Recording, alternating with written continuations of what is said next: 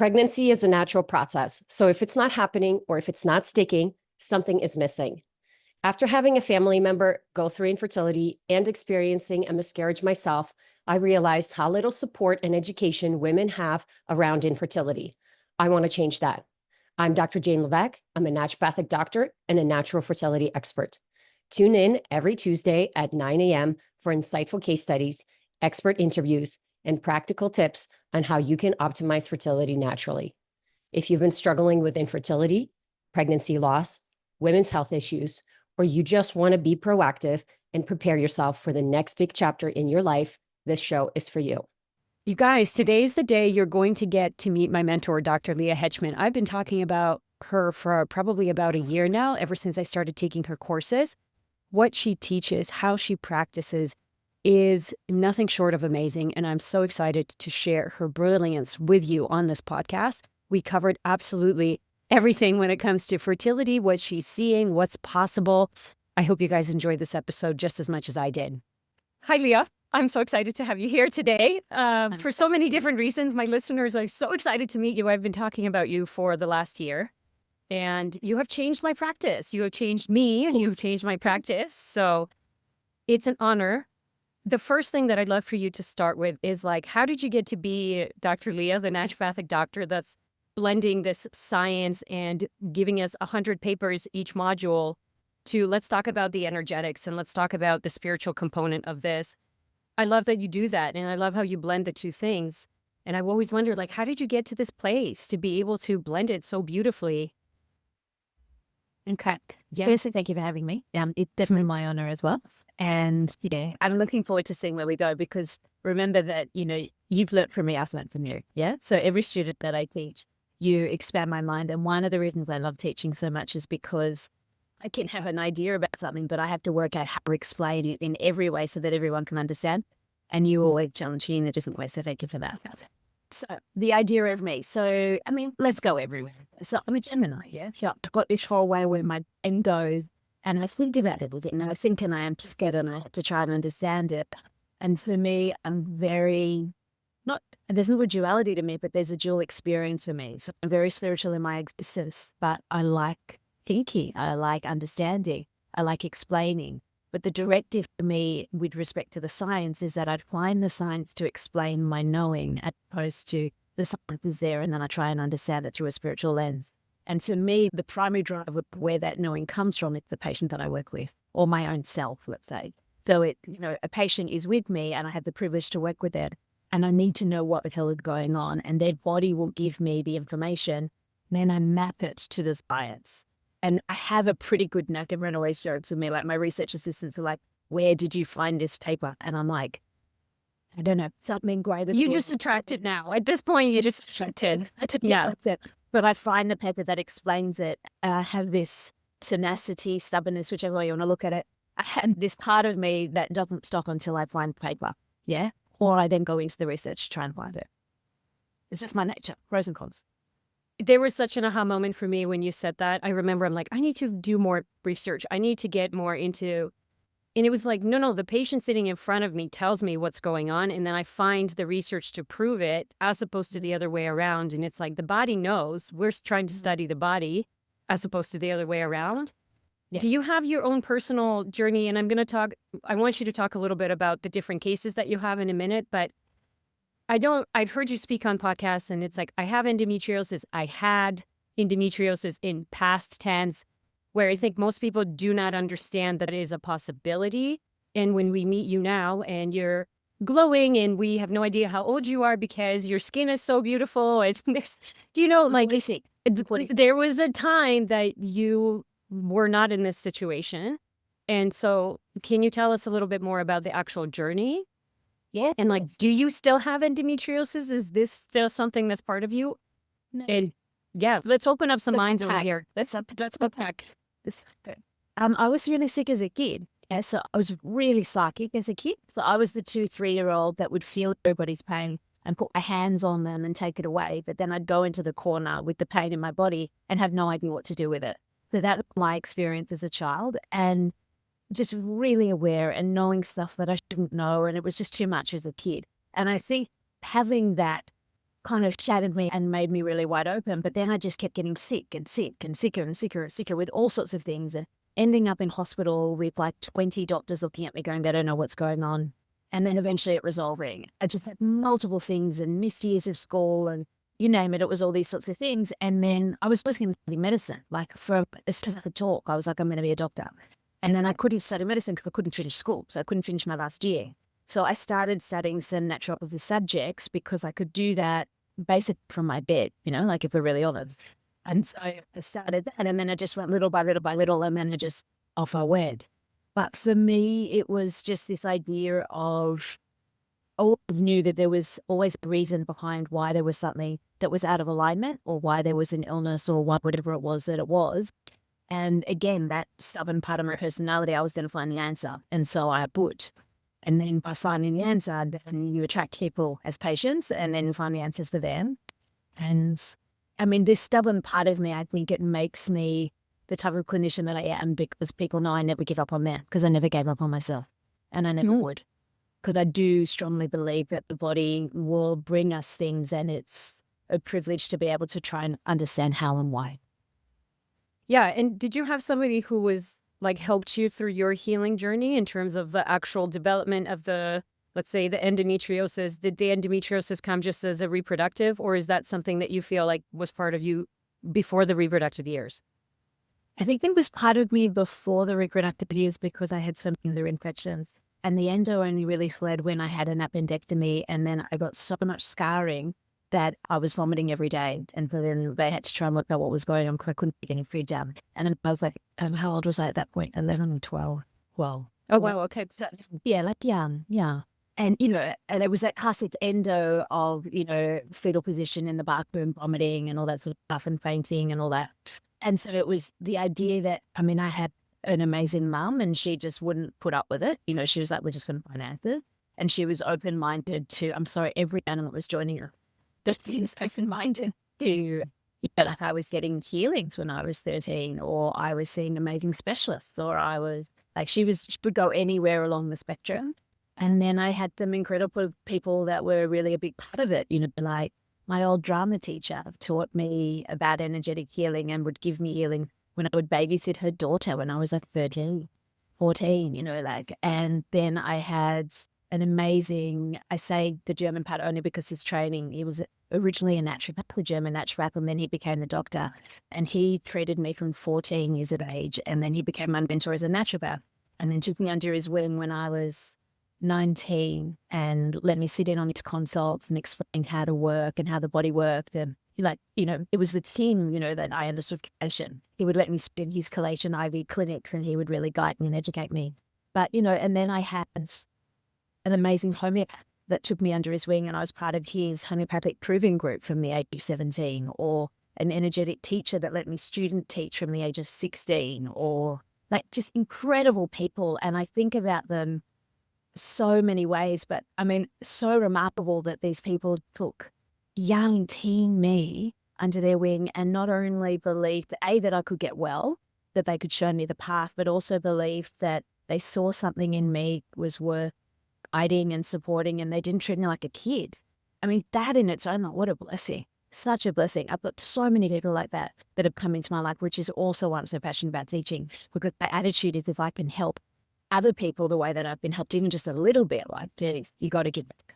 Well, a huge ripple effect. And I think like what I want to unpack for people is, when we get stuck with the diagnosis, that is the diagnosis. Like, one of the most common questions, like, well, can you cure this? Is there a cure for this? I don't think that there's a cure, whether that's endometriosis or PCOS and autoimmune disease. And then you meet someone like yourself who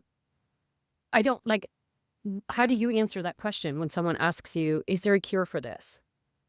I guess it depends on what it is and why. But I am also, like, I can sit here and I can go, I don't have endometriosis, but I'm vegan, I'm totally organic, like I do like so many different things that people may or may not be able to bring into their life, because that's part of their value set. And so I do think that we're born with whatever genetics we're born with our spirit journey, we're born with all sorts of different aspects. And then it comes down to, what are you willing to do to bring your body into harmony and balance? And some people aren't willing to do all of it. Some people are like, I'm not going to give up X, Y, Z. And then, okay, then this is how your body interfaces with reality in this world if you choose to continue drinking alcohol or smoking, whatever it is.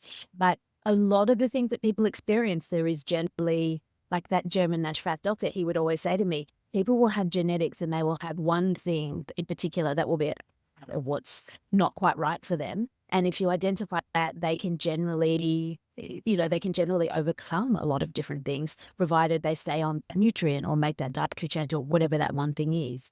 Like for me, if I go off glutathione, which is why I always harp on it, if I go off glutathione, my whole body just starts to just go like this, and it's just, you feel the resilience in me just waning. It's not worth it. So I'm willing to do that. Yeah. That's it. But what about the people who are doing all the things but are not seeing the results? Because we do, like, as a clinician, there's one of the reasons that I've reached out to you as a mentor is because you made patients and you're like, I'm doing everything that I know that this person needs to be doing, but then they're not getting better. And then obviously this is an opportunity, the way that I see it, which I think is very similar to yours, like, I'm missing something. I'm not listening to the body, or there's a piece of information that I'm missing. And so, it's, what if you feel like you're doing everything, but it's still not working? What's the advice there? I hope you don't mind. I'm going to go a little bit out there. I mean, I look at it in the context that the people that I'm privileged to work with have come into my life for a dual purpose. They've come into my life because of what I can offer them and how I can help them. But so there is an exchange in what they offer me. And so in those situations, I really go into myself and look at what is it that I'm not seeing in myself, because there's generally something else that's not quite right, because they're coming, that real Buddhist equation, they're coming to me for guidance to navigate how to get out of a situation. And if I can't see it, then I'm not seeing something. So then I try and work out what is it that I'm not seeing. And there's generally something reflected in me, or there's some learning or growth that I do. And that will have a reciprocal, do I need to go and drown myself in the data and find if there's something else that I'm missing that way? In as much as, do I need to meditate and work at, is there something emotionally going on in me? Or however, it's, am I not reading the signs? Am I not seeing what's actually indicated here? But I generally will always look first in myself, because I do think when we sit with someone, as a clinician, I know you know this, as a clinician, we have to be able to get a sense of what's the path in front of them and what are the steps that are going to be required for them, and then help guide them so that they can walk along it. Because if we don't have clarity about what the path is, no one's going anywhere. Totally. And I think it's, so for us, I do have some practitioners obviously following me as well. And so I think as practitioners, it's a reflection of anything physical, mental, emotional, or spiritual, is what you're saying, versus like, right? Like it can any of those things. Yeah. In the diet though, so in the diet of the exchange, in the diet of what they trigger in us, in the diet of our own physicality and the things that we're not willing to be responsible about, like, are we not willing to give up sugar, or if we need to, like something like that, like anything, can be anything. But I generally always look to myself. And then I think it's also, occasionally there'll be, the need to be humble and have humility and respect and recognize that maybe your part in this person's journey is to connect with a different person. Maybe that's part of the equation, but it's generally not. It's generally more about just trying to identify it. Yeah, because then I think as a clinician, you tend to then almost attract the same person, just in a different body. Really? It just And keeps you're like, looking until you work it out. It's got to look quite deep until you find it. Yeah. But when you do, then you're like, and what I love most about practicing for a long time is you see the rhythms and the patterns of bodies, and you start to see the types, not that people are limited to a type, but you start to go, oh, that's right. I remember that type of person before. I remember that body frequency, and that's what that person needed. And that's when you get quicker at it. But absolutely, we've got to crack all the code. how many years have you been in practice now? If I include all the energy work and the massage and everything, which I started seeing patients at 16, then I'm up to 30 years. Yeah, that's not. I've been working on bodies for 30 years. Yeah. The way that you described your childhood and just like it, I totally now like, oh, that I get it. Like this isn't a 1 or 2 or 3 year journey. This is like your calling. This is on. Yeah, this is your life. Yeah. Will you tell me, what are the things that you're seeing now that you didn't see 10 years ago or even 20 years ago? I think in the health space, we're seeing some things shift. In the fertility space specifically, we're seeing some things shift. So what are you seeing now that you didn't see 10 years ago? good things or bad things, or irrelevant? Both. Just these. Both. Yeah. I think we can start with the bad and then we can go to the Something good. is bad, and let's say the good. Yeah. Always nicer to end on the good. Things are more complicated. Yeah. The things are a lot more complicated and they're less simple. And I never know if that's, I just know more, so I can be more, and the types of patients are more complicated. Maybe. But I'm seeing, like with you guys, I'm seeing more complications in colleagues in their experience as well. So I don't think it's just limited to me. I'm really seeing a lot of, there's a lot of genetic changes, there's a lot of environmental impacts, there's a lot of changes in the physical body that defy usual progression of diseases and states or states of disease. I do think that the progression is getting not only more complicated, but more problematic for the person and more difficult to shift because of the overload of the environment and different things that we're doing. And I'm seeing a lot of extreme scenarios that I would never imagine to have seen, like incidents of miscarriage. A woman can present at 15 miscarriages, like 5 used to be a lot. Yeah, 5 used to be a lot. 15. You can forget the medical part of it, but just the impact to it, that woman, that couple, it's human beings to go through that amount of loss and still be standing and still be fighting for the cause of wanting to conceive is remarkable. Devastating, but remarkable. The fact it's just everything's bigger, and I think it just a sense of the world now, everything's bigger. Everything's a little bit more complicated and nuanced and all that sort of stuff. Yeah, I think I remember I've been practicing for 10 years and I remember thinking, telling patients hey, once we fix the thing, you don't really need supplements. You can take a multivitamin or you can do a couple of things and then be good. Where now I'm minimum 10 things, I don't know how to give you just 5. I don't know what to pick. You need the inflammation and you need support and you need the minerals and you need the drainage and you need the mitochondria and you need, so I definitely feel you on the complexity. Yeah. I think you see more extreme things though, just because of who you are. Yeah. My wait list is years. If they're going to wait the year, it's got to be a pretty complicated situation, which is privileged on my end and also sad because I'd love to, which is why I want to train for you guys, I want to refer to more people because people need help quicker. No one wants to tickets. No. Yeah. Yeah, but I do think as well, the reliance on the supplements piece, it's getting more and more complicated to acquire the information from the earth, but also to trust what we're getting through food or supplements. So everything's just getting more nuanced. Yeah, it's funny you say that because I was going to ask you, you're one of those practitioners that I don't know if I want to use the word extreme in terms of some of your recommendations, but you have a very good reason for it. And it's made me more cautious about fish oil is something I used to prescribe all the time. And then, you listen to your environmental toxic lecture and you look at the state of the oceans and you go, huh, that kind of makes sense. Do I really want that? Yeah. Don't. Then it's funny. Mm-hmm. What are some of so fish oil is one. Is there any other extreme things that extreme in our world, if you will, because there's still a lot of, I see so many people still recommending fish oils. That's not the data's also positive on fish oils and it logically would be indicated. But me, the vegan, my kids eat meat stuff and I'm only vegan because I feel better on it. I'm not against eating animal products, but it's I sit there with a pregnant woman and I go, please go and eat meat fat. I don't want you taking your fish oil. I want you to get DHA from lamb, let's say. Please go and make some tallow at home and spread it on everything because I trust the stability of that and the safety of that more than I do from the ocean, but encapsulation method.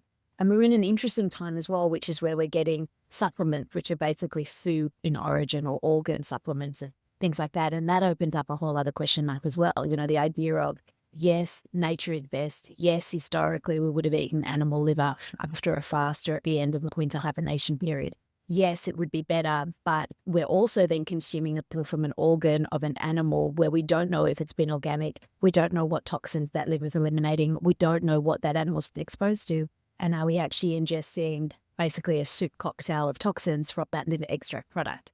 And so we're in that space where the naturalist in me goes, I would love to just get fruit extracts to everybody, but that's another type of supplement that I'm a bit like, I don't know. I don't know if that's the way to do it. Yeah, and I mean, I've heard you, oh my goodness, what was it that you said that I was like, oh, that's interesting, because I think then the question is like, well, where do we get these? And are we at a place where we can't even get anything good quality? Are we there yet? Or who do we trust? How do we know? There's just so much things that are changing around, who do we trust in terms of the sources? Yeah, I think it's a really valid question, and I think it's really important. I'm very privileged in Australia where we do have a government body called the TGA, and they do all that scrutiny, and each product that is listed in Australia has gone through a rigorous process to ensure that what's on the bottle is in the bottle, but they're not factoring in things like fish oils. And, that we're always in this challenge of the level of testing versus when we actually formulate something and release it. Like, we don't have testing to the level of some of the pollutants that are in the ocean. So most of the bottles on the market, they wouldn't know. Yeah.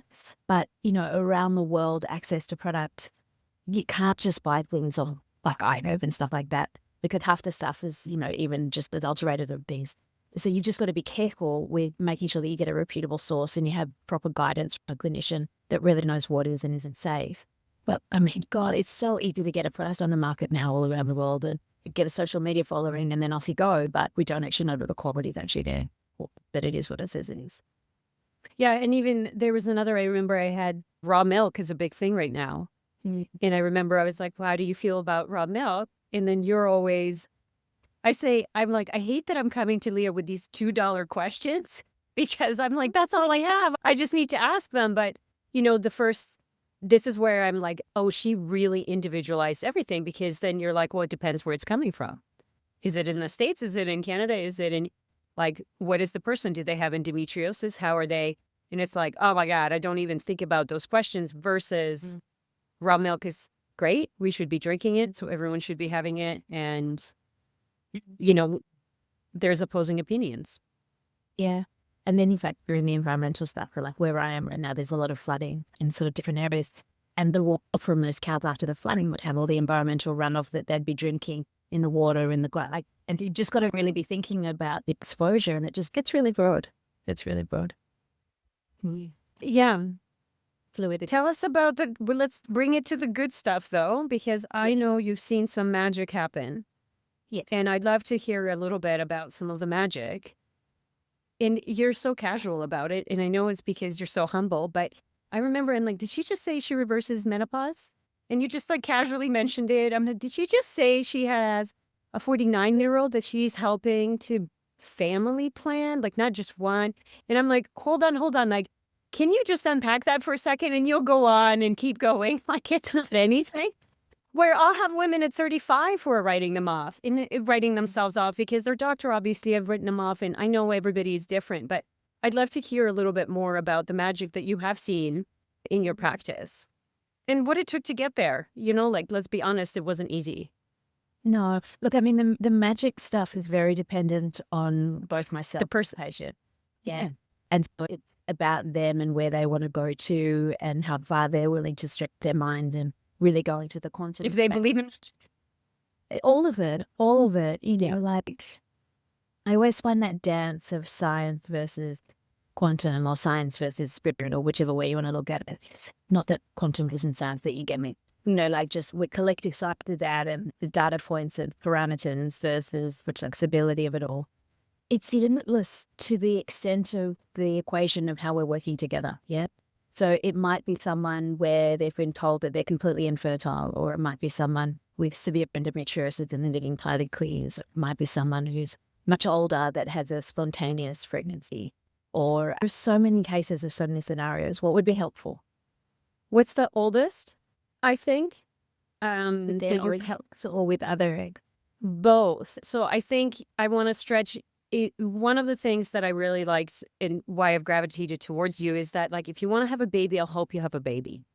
But it might be not how you want to have a baby, and it might take longer. It might be more expensive. But like, if you want to have a baby, I'm not going to give up on you. I'm not. And I'm very much that person as well. It's like my patients give up before I give up on them. I'm like, no, keep going. We're so close.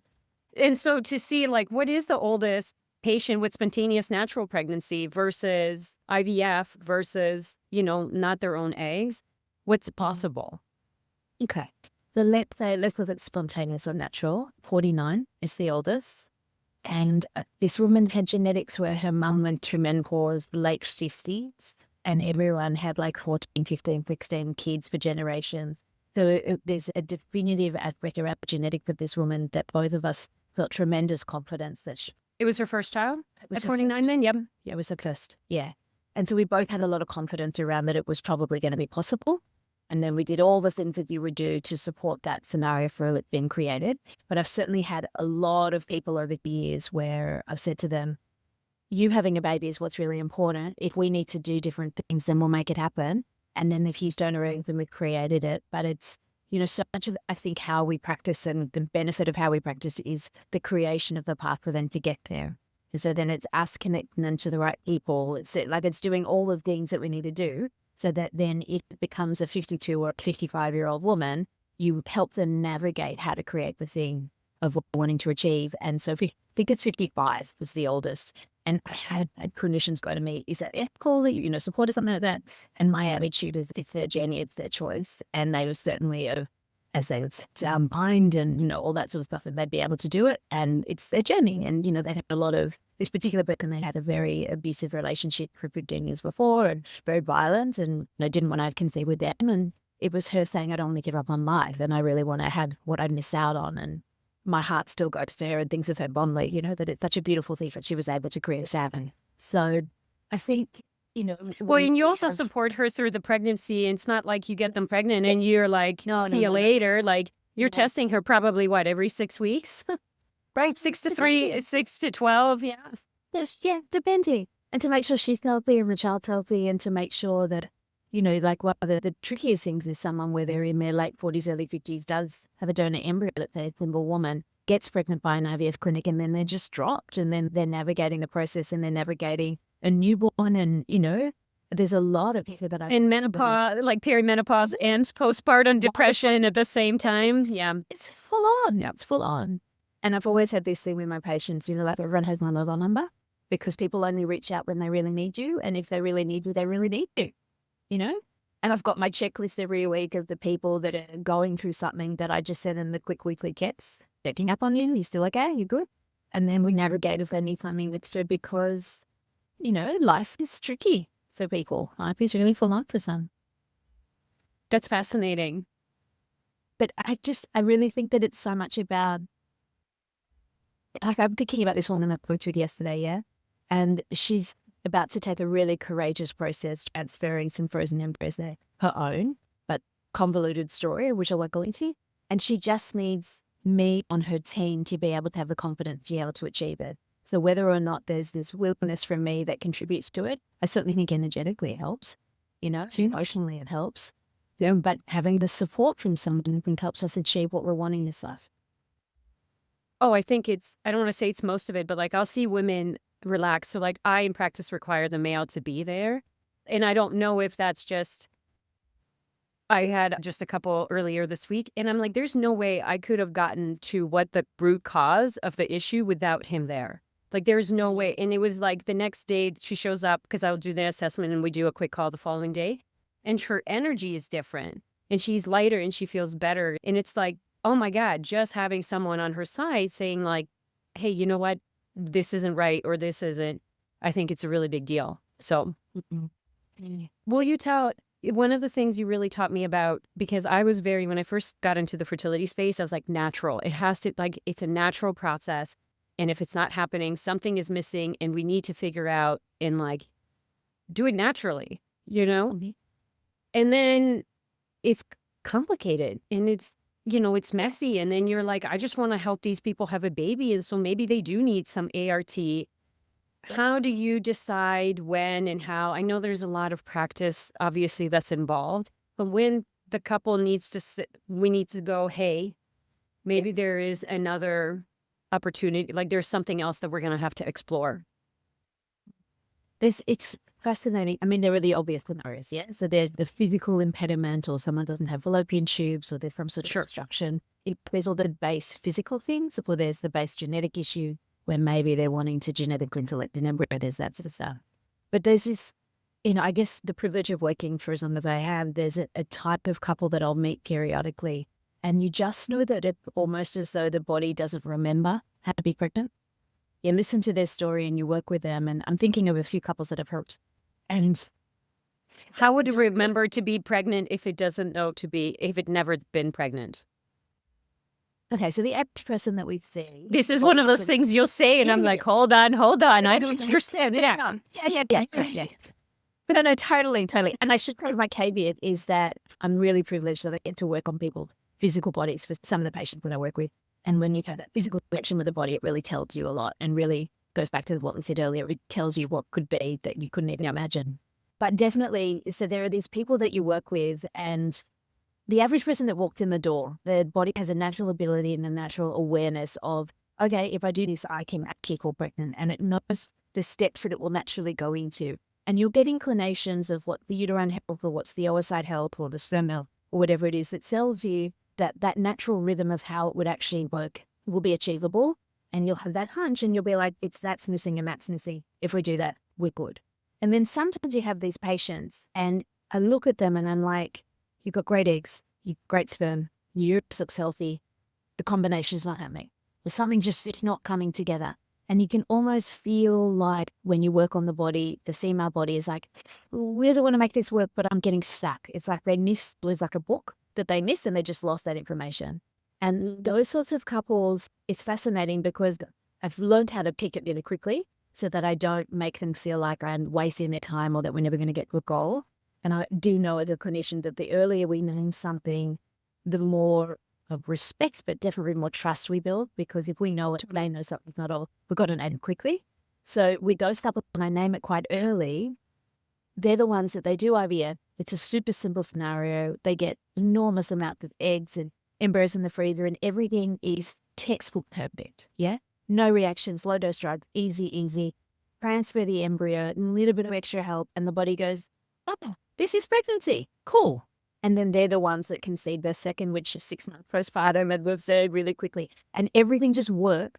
But it's like there was this missing step in the equation. That's where ART is brilliant, because sometimes that happens and there's nothing that I've ever been seen that I could do to bypass it. And that's where it kicks in and it works. Do you think it's like a trigenerational effect where you say like the body doesn't remember, where it's like this, the female essence or something just didn't pass along? Yeah. Mm-hmm. Yeah, definitely. Okay. Now, what about the people where now they're down the IVF route and it's not working? So, when I put that text box of questions, a lot of people have very complex questions around their specific journeys. And I don't know if, they've gone through the natural route already and improved their methylation or their gut function or vaginal microbiome. But a lot of people are kind of pushed into IVF fairly quickly. And because in the conventional world, there's really nothing else, right, that they can offer. And then where I'm seeing people now, it's like they've had, have you had patients with like an insane amount of IVF cycles where you're like, why didn't anybody stop you? Oh, yeah.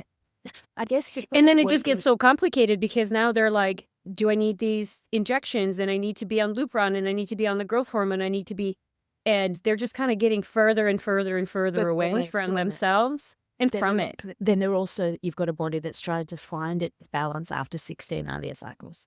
You know what I mean? So it's not just the IVF cycles that are increasing complexity in drug intervention. You've then got a body that's so far away from its balance when here at cycle 1, they weren't investigated fully. You know what I mean? And then they probably didn't need it. There are definitely a lot of clinics around the world that use IVF as a diagnostic strategy as opposed to a treatment strategy. Let's just throw you into an IVF cycle and see what happens, and then we'll understand your fertility. And I get the logic behind it because you see what their egg were doing. You see if they make embryo, they get it. But the very act of IVF bypasses the natural rhythm. Power hormones are secreted and gametes and, matured and all that sort of stuff. So then they set them up for actually then more dysfunction often. But when you meet them and they've done 16 cycles or whatever it is, 22 I thought was the top I've ever seen. That's crazy. I don't even know how someone emotionally goes through 22 cycles. They're just so numbed. They're so just formulaic about the process and so disconnected from their body. It gives me goosebumps just thinking about it. That poor woman, It's awful. It's awful. But I do think that the clinicians that put them through 22 cycles need to really have a think about it. No one needs 22 cycles. Only your parent. So you're dealing with the dual process and then you're re-educating the body as to what their natural is. And so then their natural might be trying to discover, like that previous pattern where you're like, something's amiss. But that's where we go into detoxification and just moving everything out of the body and eliminating it to try and find, well, what's underneath it. Yeah. And so in your opinion, how many, or like even in your expertise, how many cycles should it be if it's not just going to be one? Let's say there were some mistakes, or maybe you didn't track things properly. I think it's about setting yourself up for success with IVF, though. So doing the legwork before you even enter the IVF world, so that IVF doesn't become a discovery process in as much as, of course, you discover something. But the objective isn't about discovery, it's about outcome.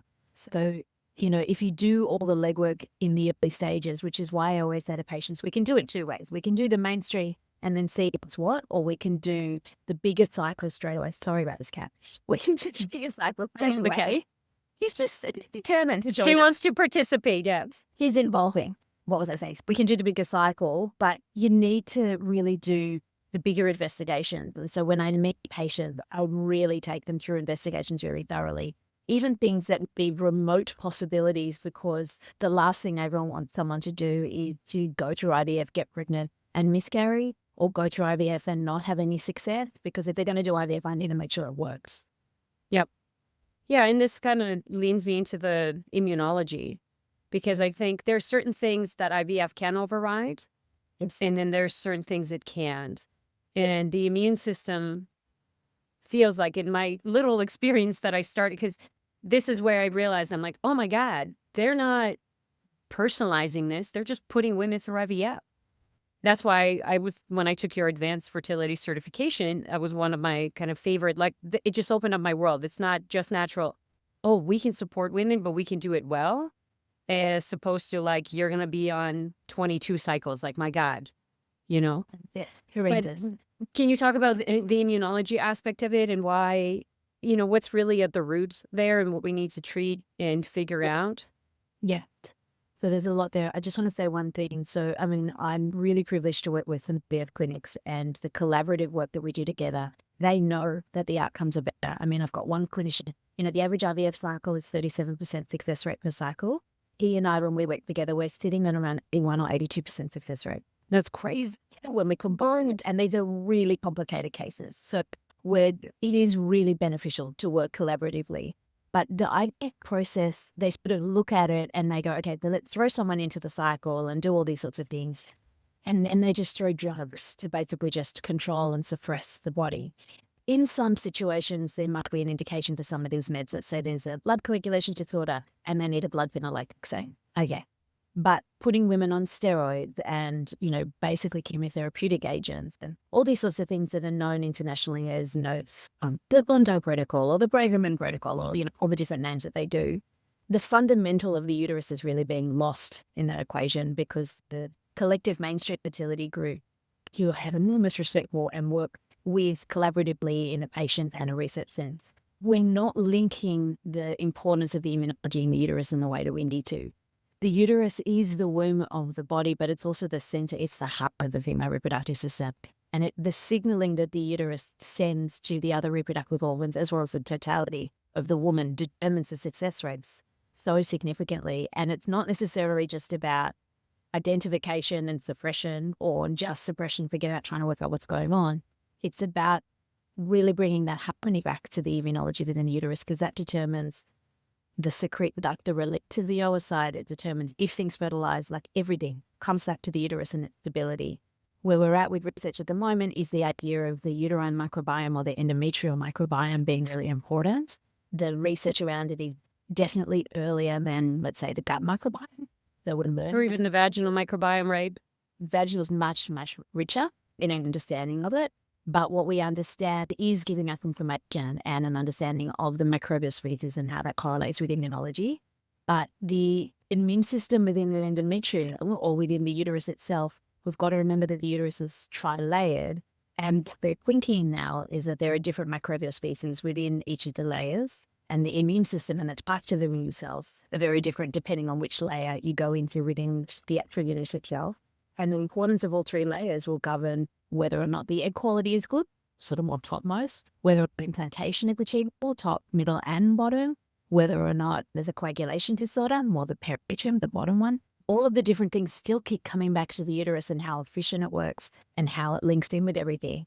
And then the uterus comes back, through the immune system, and directs nutrient uptake and nutrient movement and blood flow through the body. And then it influences neurotransmitter release, and it influences the neurotransmitters that are secreted after an orgasm. Like, it's just so multifactorial, but it keeps coming back to the immune system within the uterus being balanced and being stable. So the idea of, I'm just going to put someone on IVF and then maybe I'll put them on a really heavy duty steroid and just suppress the whole process so then this foreign DNA from this baby can implant it's quite blunt medicine, like it's a bit beautifully minded.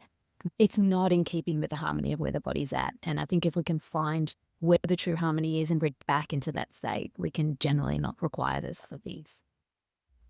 Yeah. And I mean, how much is it connected to the gut microbiome? 100%. 100%. And everything keeps coming back to the gut microbiome because it's our main alimentary channel and the main side of generation and neurotransmitters and hormones and the hormone byproducts and all that sort of stuff as well. But, this is where we go. I know me as a clinician, I go, so all the simple things that I spoke about 30 years ago are still relevant.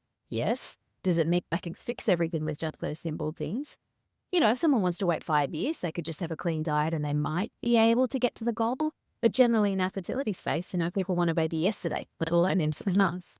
So yeah, time to really see a guidance.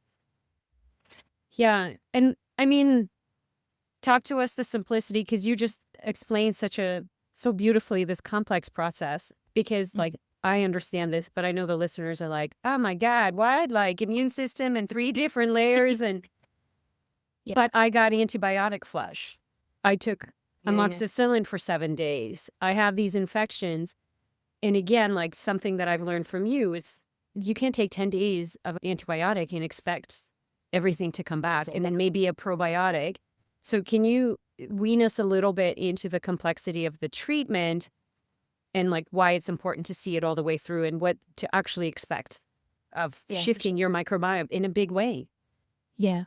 But if we think about the microbiome as the totality of our makeup, so current research, they're thinking that it's more like a 5-to-1 cell ratio as opposed to a 10-to-1 cell ratio that they thought before. So we have so many more bugs in our body, They're thinking that, the idea is that the orchestration, so if you imagine that microbes basically like instruments in an orchestra, and all the different instruments come together to create the orchestra that is your physiology, and all the different instruments have different functions. Some of the instruments will generate hormones, some of the instruments will generate immune factors, some of the instruments will assist in nutrient absorption, whatever. And if all of a sudden the brass section gets blown out because you get an infection, then the absence of the brass section needs to be repaired. And you can't just go, I'm going to go and take a probiotic to rebuild the brass section. You've got to work out, well, how did it get blown out? This is a weird analogy and I don't know where it came from. But anyway. I love it. We're going with it. But okay, we'll come to the string in a minute. But you've got to rebuild where it came from. And what we're understanding now is this idea of, okay, I take antibiotic. It's okay. I take probiotic. Actually doesn't work because I take antibiotic, takes out the microbe that's, this thing that's come into the environment that shouldn't be there. It does take out the good stuff, but it can also damage how we repair and how we rebuild. And a lot of these antibiotics, one of the things that they do really successfully is they damage mitochondria.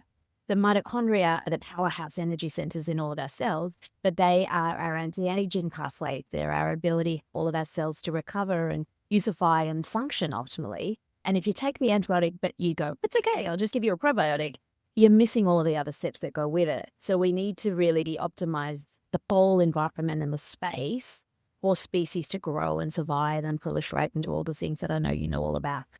The thing that we're sort of getting to now when I'm really looking at the research around it is the synergy of all of the complexity. So it's like, we can't just go, it's okay, A plus B, fine, cool. But equally, it's the process that we have to go through. So the process of, if that brass section is gone, we can't just put instruments in that area. We've got to really make sure that the floor is okay and the chairs are okay and the stands are okay. And we've got to make sure that the people that are playing the instrument can do their job. Yeah. So we've got to do the same sort of thing. And that's where we all would say to our patients, what are the nutrients in the environment? What are the electrolytes to make sure the blood's building? What is the prebiotic foods that you should be eating? What are the nutrients that will keep the survival of the good species? Where can we get those species from? And onwards we go. So we just got to look at it as a process and recognize that, particularly if we go back to the uterus, let's say, the uterus, it's really, really interesting. So let's say we look at the gut. The gut's, because the transit of the gut is so much stricter, Yeah, we eat food, we evacuate it. Yeah, 24 hours, 36 hours, easy. The uterus, though, the cyclicity of it is a menstrual cycle month for a woman. So there's a lot of time that's going to take for it to properly reboot itself. And because of the duration of how it all works, and because the cellular changes are very different, you've got on average a 28-day cycle of cellular changes. In the gut lining, 7 days. The 7 days, we can do a lot, yeah? But in the uterus, we need to take our time to really change it. And particularly for women, they often need 2 menstrual cycles to really rebuild that uterus in a really holistic way. And I mean, coming back to the gut, and not to get too complicated, I hope it's okay. If we don't have an optimal gut, then the uterus isn't going to repair anyway. So we need to make sure that's working to be able to come back to rebuild the uterus. Yeah, and I mean, no, I love it. And I think, what I learned is, okay, sometimes we do need to use antibiotics because that's the quickest way to get it out. But the oversimplicity of saying, well, I'll just use the antibiotic and then it's done versus this infection now being part of you for God knows how long. This is probably one of our first office hours together where you're like, when you can just see someone, like you can just feel that someone has ureoplasma. And I was like, no, I don't, please. Do you know where you could just see that they have this? And I was like, what are you seeing? Yeah. But when we're talking about something ureoplasma or let's say mold or any bacterial or viral infection, we can't even go down that rabbit hole. It's been part of them for so long. Yeah. And this is where I think I'd love to have people shift and understand certain bugs have been part of them for so long, they don't even know what it's like to be without them. And the oversimplification of I'm just going to take do the 7-day the full moon cleanse. Or it's oversimplifying a process that's actually much more complex and includes a big energetic component of it.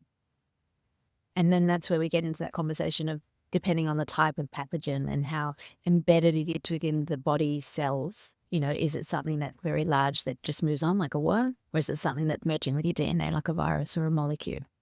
Are you willing to stretch your mind and go that way and see if we can help and shift this? Because it really does change you when you are doing it, when you're intentional with it. The more that I learned your stuff and the more intentional, I can now watch for those changes in the facial expressions, in the boundaries that they're able to set, to how they connect, to how they, the partner, the boundaries that they set at work or the friends or family connections.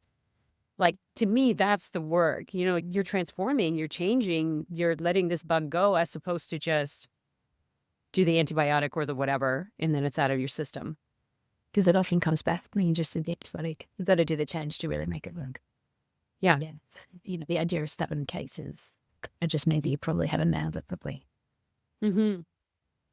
Yeah. Is this where you're diving? Because I've been diving a lot into energetic and homeopathy. Do you try to shift, or is there a sense where sometimes you're like, this person isn't ready? And if they're not ready, as a listener, if they feel like they're getting stuck, is there something that you can cue them to get that subconscious to move, Yeah, for sure. I mean, it fundamentally comes down to a choice. So let's say if we stay in the fertility space and it's a woman and she's got an infection, or a man, and they've got an infection and it's not moving, it will be indicating that there's something that's unresolved, and it's their journey and it's their choice. And this is the much you willing to push yourself to move through things to achieve your goal versus, no, actually, I'm not up for that right now and I'll come back to you in 6 months. There are plenty of situations where people's relationships explode because, the presence of the bug is reflective of some deep-seated stuff. And it doesn't mean that the relationship is over. It means that it explodes and they build something else. And then you really get into the spiritual side of it, which is the idea of, I really believe that our children choose us before we conceive them. And, this future child, is wanting them to be in a different place, to be able to be the parents and create the family unit that is really supportive of everyone involved. So it ends up being a really beautiful thing, but it's a courageous thing. And it takes a lot of, I was speaking to about it yesterday, it takes a lot of your lioness mum to kick in, for a lot of your protective mother to kick in, to go, I am going to create this space in my relationship that creates the space for this child, but is the space that this child can come in, because the child usually doesn't want to come in if that bug is still present. And that is usually the hindrance and the block of what's going on.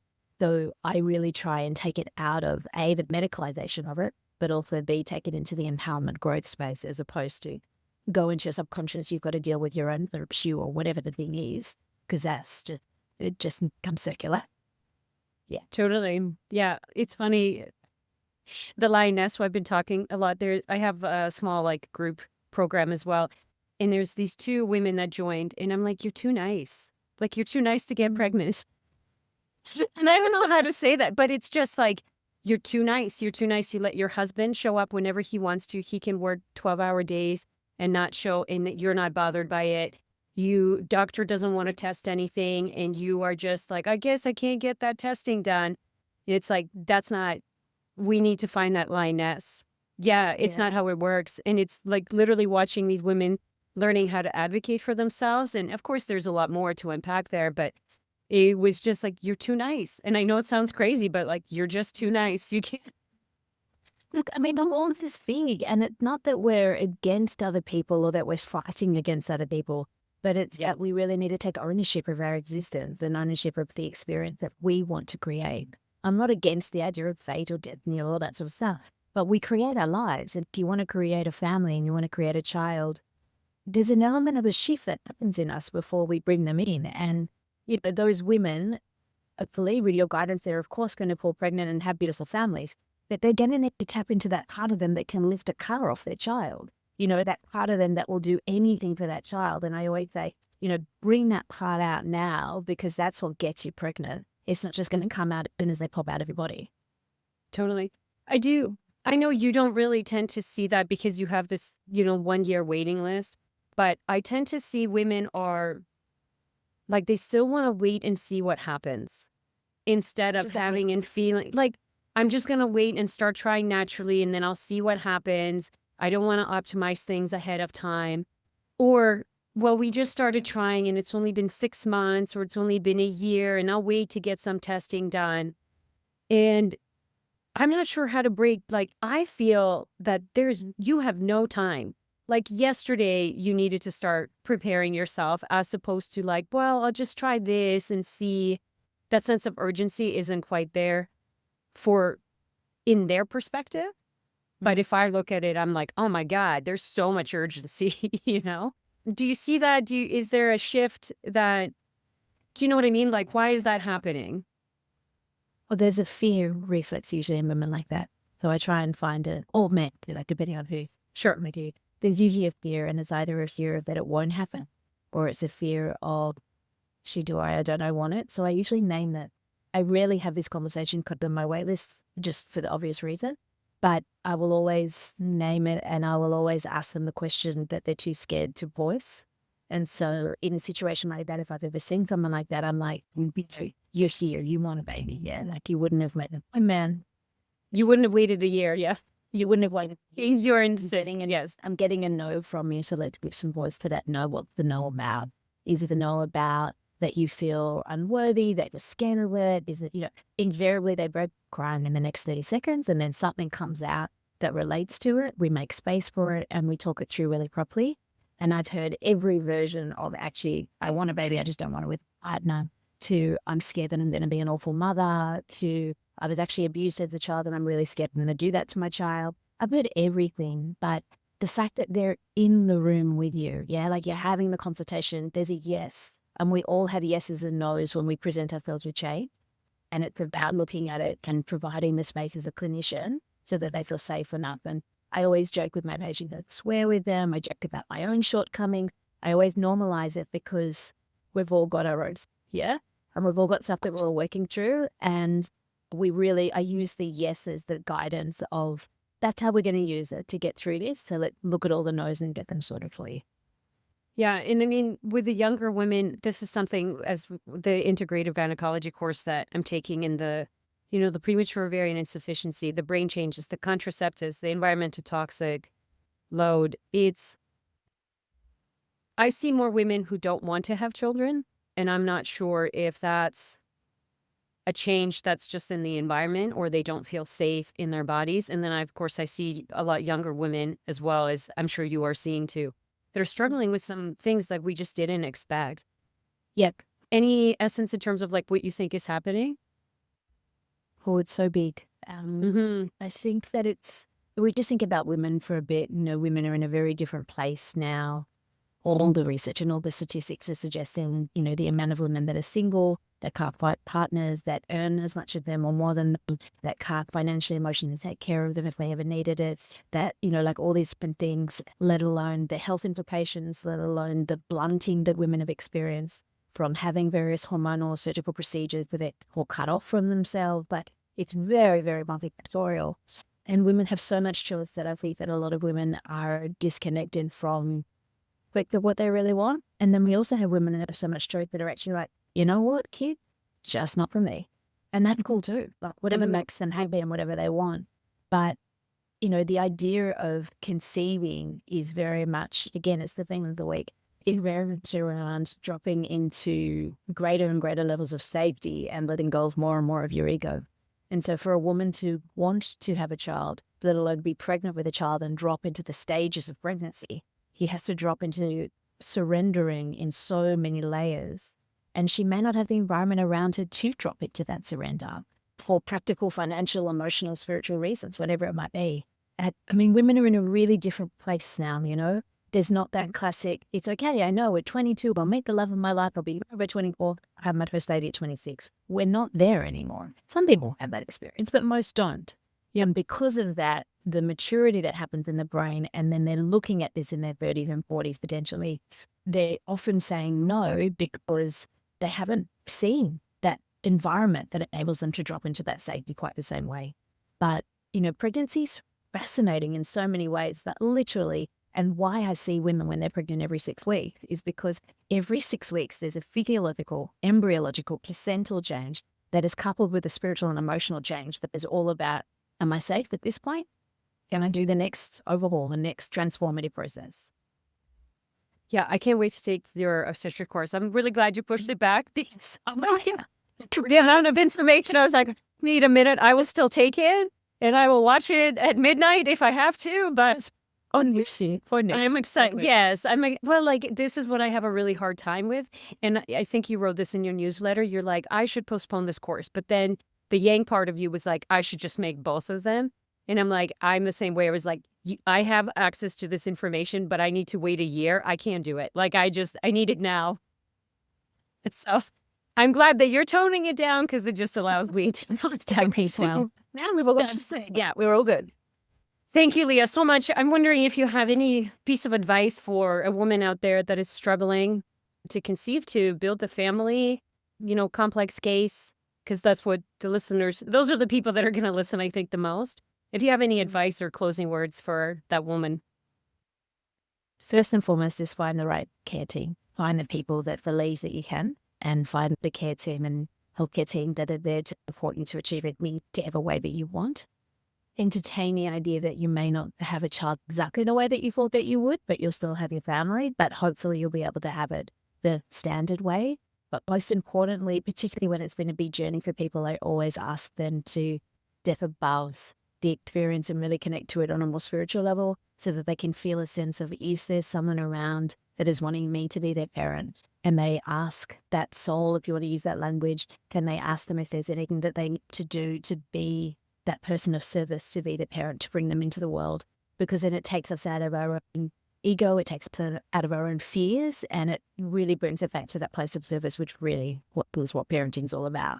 Will I serve and will I provide the service to give you an experience that is better than I had, and each generation will follow that way. I love it. I had a patient who wrote to her baby every day, she just started, and then it's 8 years, unexplained, nothing, and 5 months, and she was pregnant naturally, and she was like, we were reviewing her partner's sperm analysis, and he had 0 sperm. It just said he had 0 morphology, and the doctor called 2 weeks later because they're so late. Hey, sorry, he has no sperm. I don't think you can get pregnant. She's like, actually, I'm pregnant. And she's like, how is that possible? I'm like, it only takes one. I just went off.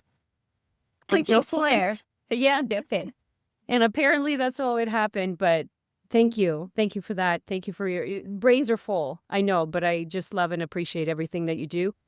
And I hope to spread that more because we need this integration between the science and the spiritual and the energetic, because it's truly what changed me with my practice, as a patient when I was struggling with my stuff, and the changes that I see in my patients. It's this is it. This is how we do it.